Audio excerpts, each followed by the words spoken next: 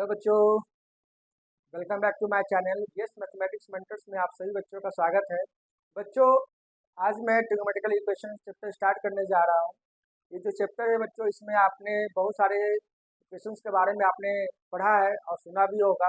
जैसे quadratic equation हो गया, लीनियर इक्वेशन हो गया, लॉगरिथमिक इक्वेशन हो गया, एक्सपोनेंट इक्वेशन हो गया, ऐसे बहुत सारे और भी हैं। ठीक है, लेकिन अब जो है आपको जो जाना पहचाना सा है ट्रिग्नोमेट्रिक इक्वेशन जो आपने पढ़ा होगा 10th में। ठीक है, उसी से रिलेटेड एक इसमें इक्वेशन भी आ गया है। ठीक है, इसमें अब जो है बच्चों, आपको ये जानना है कि ट्रिग्नोमेट्रिक इक्वेशन में पढ़ना क्या क्या है। ट्रिग्नोमेट्रिकल इक्वेशन को दो भागों में बांटा गया है। एक है प्रिंसिपल प्रिंसिपल सॉल्यूशन और सेकंड है जनरल सॉल्यूशन। जनरल सॉल्यूशन, ये दो भागों में बांटा गया है। ये टू टाइप्स के आपके पास प्रिंसिपल सॉल्यूशंस हैं और जनरल सॉल्यूशंस हैं। जब तक आप प्रिंसिपल सॉल्यूशन नहीं जानेंगे तब तक आप जनरल सॉल्यूशन में नहीं आ पाएंगे। ठीक है, तो हम लोग जो है सबसे पहले हम लोग किस पे चलते हैं, प्रिंसिपल सॉल्यूशन पे। ठीक है, तो इसमें आपको जानना क्या है, ये आपको मैंने पहले बता रखा है क्वाड्रेंट के बारे में। तो क्वाड्रेंट, ये फर्स्ट क्वाड्रेंट है, ये सेकंड क्वाड्रेंट है और ये थर्ड क्वाड्रेंट है एंड फोर्थ क्वाड्रेंट है। आप लोगों ने अच्छे से इसे जानते हैं। ठीक है, इसमें क्या करना है बच्चों, ये इसमें ऑलवेज पॉजिटिव होता है। ये क्या होता है, ये ऑलवेज पॉजिटिव होता है। इसमें sine, cos, tan, cot, cos, sec जितने भी हैं ज्योमेट्रिक आइडेंटिटीज वो सारे के सारे क्या होते हैं, पॉजिटिव पाए जाते हैं। ठीक है, बट सेकंड में क्या है, सेकंड में सिर्फ और सिर्फ sine theta and cosec theta ये सिर्फ पॉजिटिव पाए जाते हैं। थर्ड क्वाड्रेंट में क्या है, tan theta and cot theta है जो पॉजिटिव पाए जाते हैं।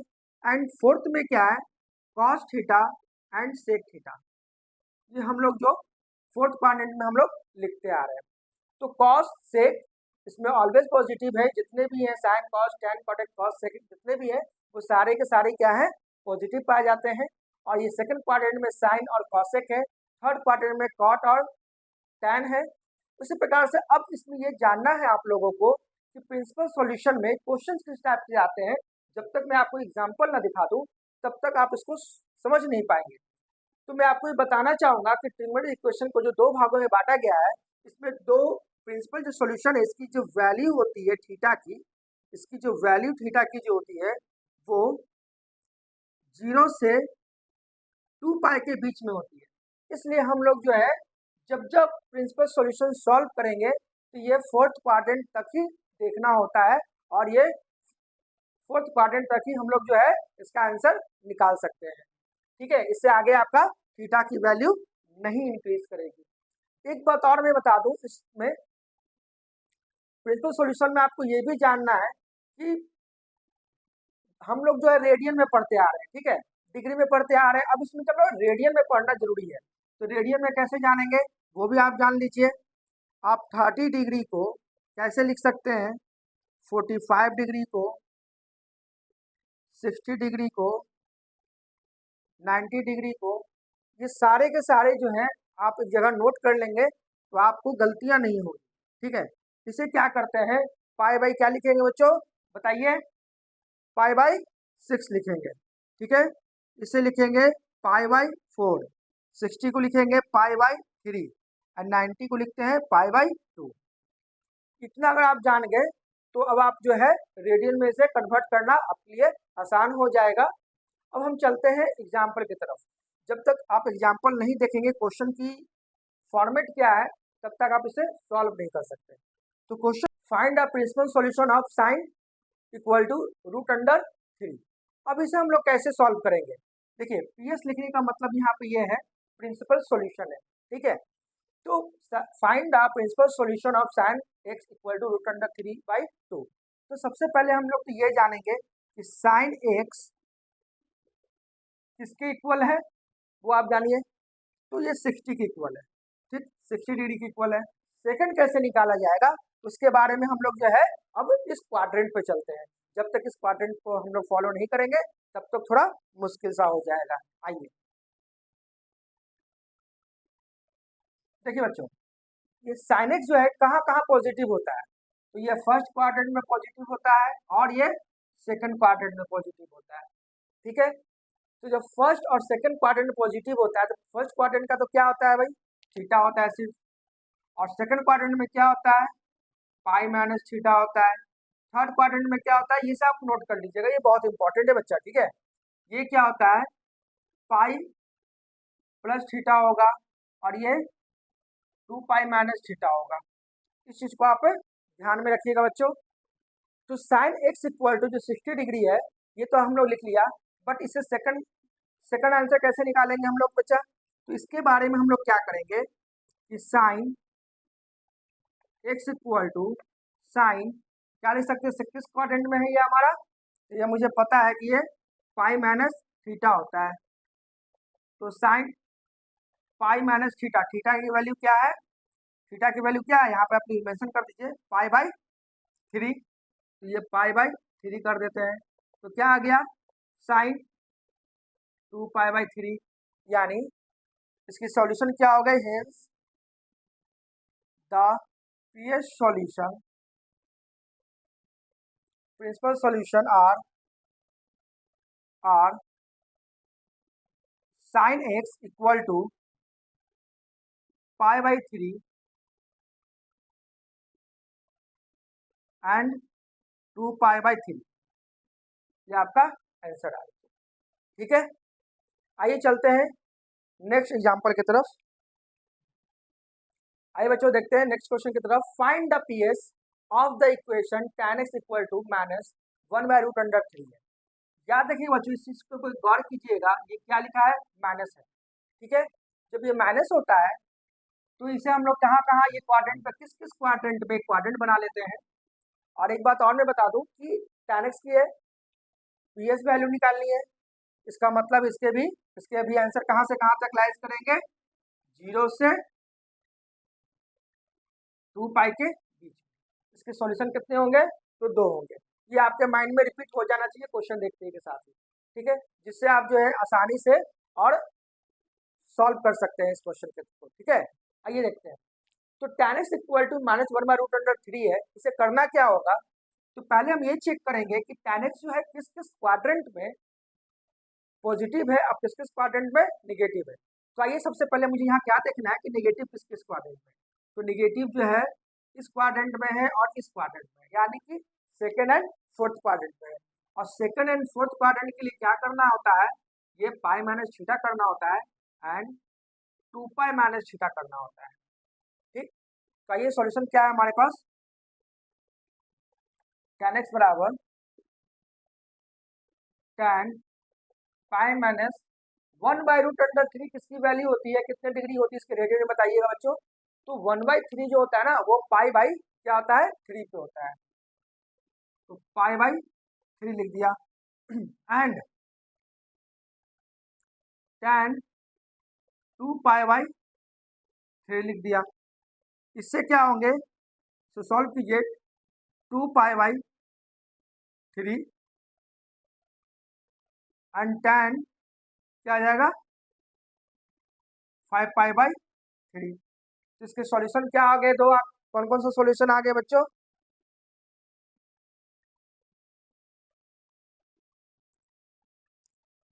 इसके दोनों सॉल्यूशन क्या आ गए, इसके दो सॉल्यूशन क्या आ गए, एक आ गया 2 पाई बाई 3, एक नेक्स्ट क्या आ गया पाई बाई 3 आ गया। ये इसका दो सॉल्यूशन है। ठीक है, ये बच्चे find the PS of the equation sin x equal to -√3/2 है। तो -√3/2 है, इसमें क्या नोटिस करना है मुझे बच्चों, ये माइनस नोटिस करना है। ठीक है, इस माइनस को क्या करना है, पहले हम देखेंगे कि फर्स्ट क्वाड्रेंट या सेकंड क्वाड्रेंट या थर्ड क्वाड्रेंट या फोर्थ क्वाड्रेंट में किस पे ये नेगेटिव होता है। तो नेगेटिव होगा ये पाई प्लस थीटा पे एंड 2 पाई माइनस थीटा, यानी कि third quadrant and fourth quadrant पे। आइए इसका सॉल्यूशन करते हैं। इसका सॉल्यूशन होगा बच्चा साइन -√3/2 क्या है ये 3/2 है। तो ये बताइए कि साइन एक्स की वैल्यू √3/2 कितने पे होती है, तो 60 डिग्री पे होता है। तो हम लोग के पास रेडियन में क्या लिखेंगे, ऐसे π/3 लिखेंगे, ठीक है।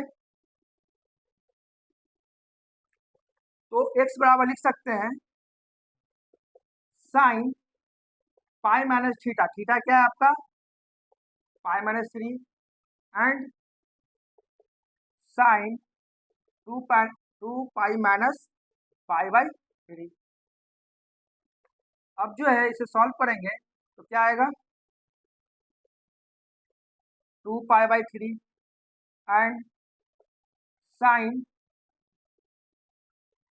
5π/3, यानी कि देयरफॉर x का क्या आ गया प्रिंसिपल वैल्यू,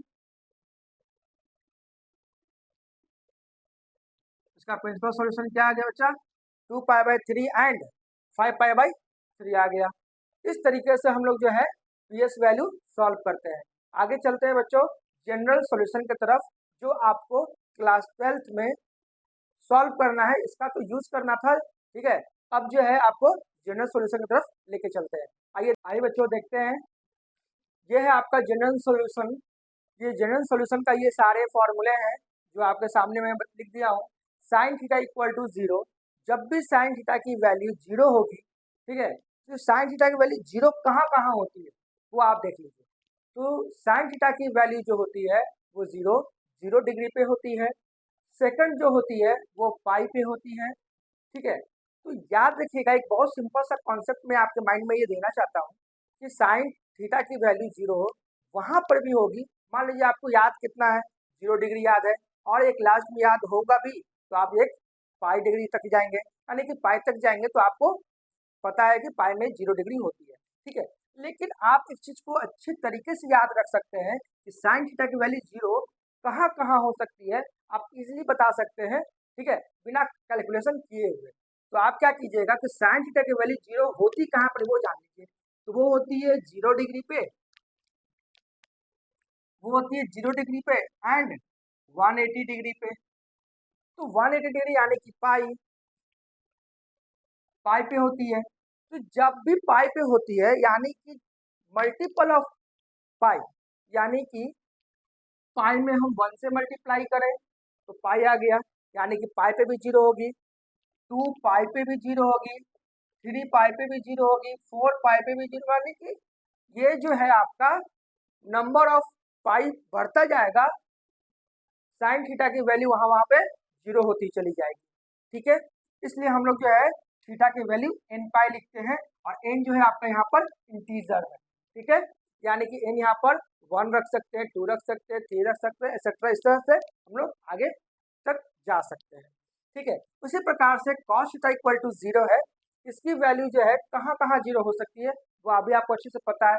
उसकी वैल्यू जो होती है π/2 से स्टार्टिंग होती है, ठीक है। तो 0 डिग्री पे वो 1 होता है, और π/2 पे क्या होता है वो 0 हो जाता है, ठीक है। तो cos अगर π/2 होता तो वो 0 हो जाता। तो इसलिए मैं 2n+1, अब ये बात आती है कि 2n+1 क्यों लिखा गया, आप पूछ सकते हैं, आपके मन में प्रश्न आ रहा होगा कि 2n+1 कहाँ से आ गया।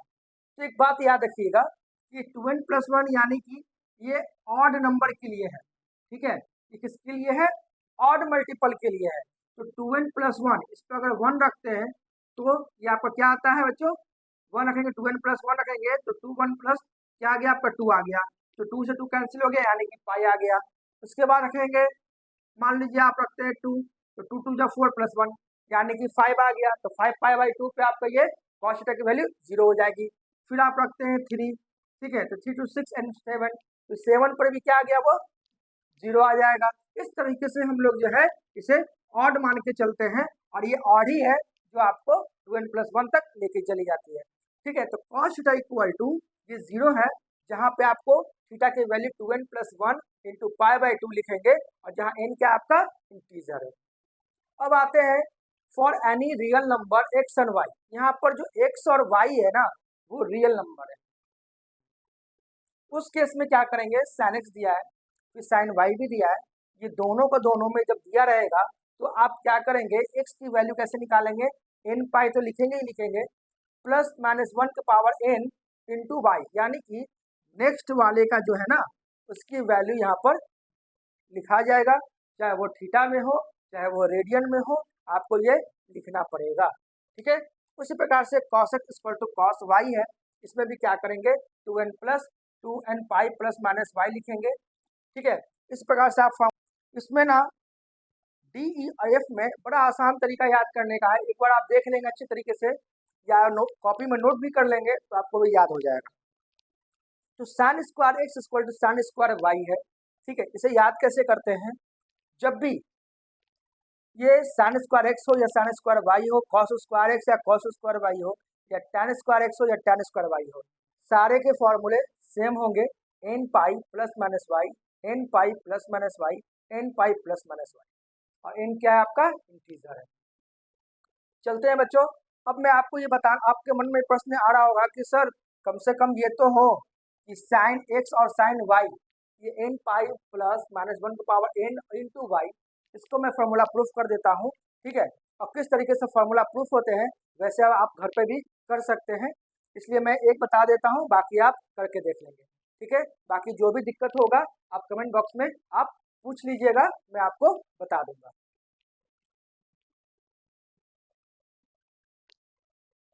ये साइन एक्स इधर आ जाएगा, साइन वाई इक्वल टू 0। उसके बाद क्या करेंगे, sine C minus sine D का फॉर्मूला लगाएंगे हम लोग। तो sine C minus sine D का फॉर्मूला पता ही आपको, 2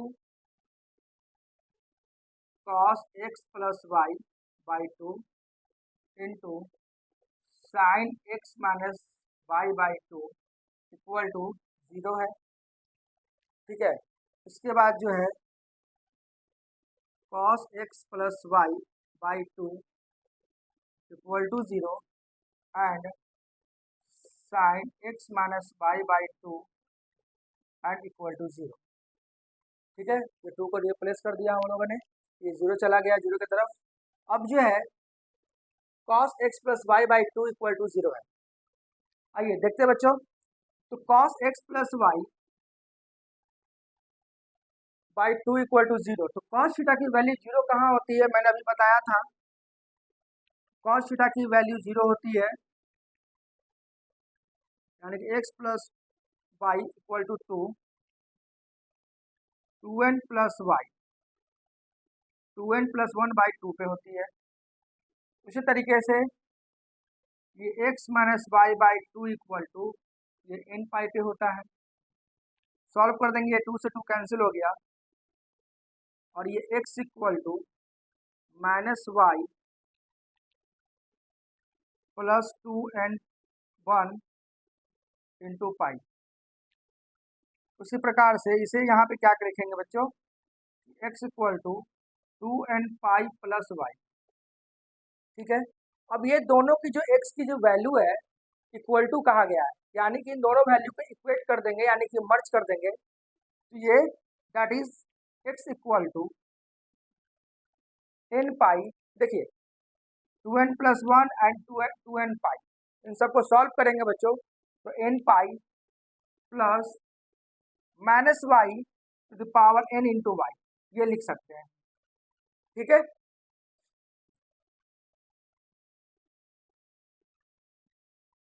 आइए चलते हैं बच्चे क्वेश्चन की तरफ, देखते हैं बच्चों, the solution of sine theta equal to 0।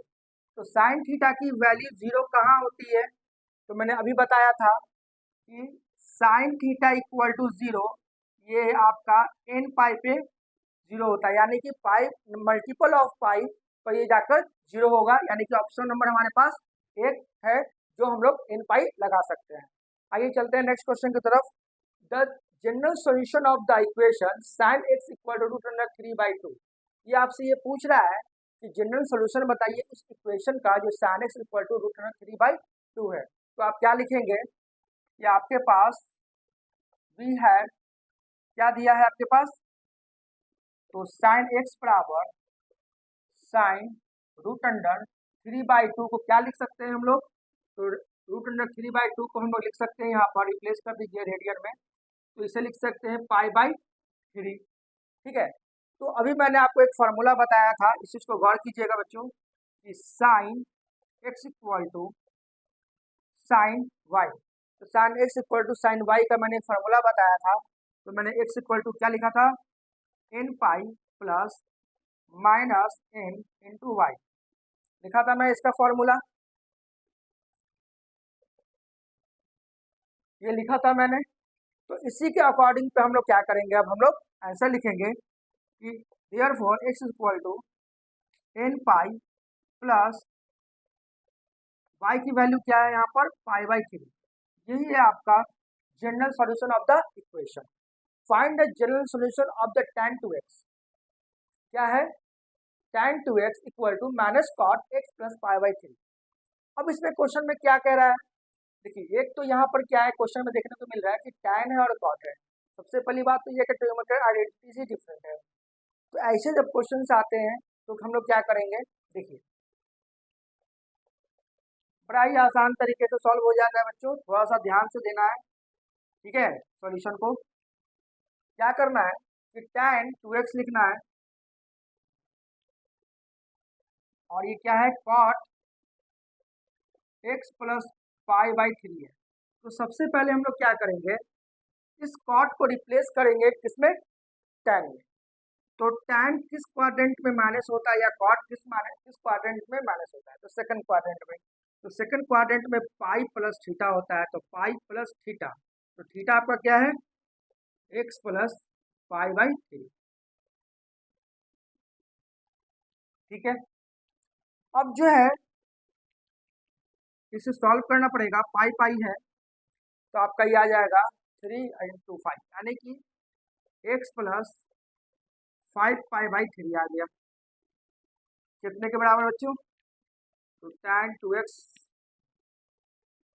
tan 2x यहाँ और लिख लेंगे बच्चों। इस तरीके से हम लोग चलते चलेंगे। अब क्या करना है, आपके सामने एक फॉर्मूला मैंने बताया था, उसे आप यहाँ पे मेंशन कर दीजिएगा। tan x equal to tan y क्या था, x equal to n pi plus y, ठीक है।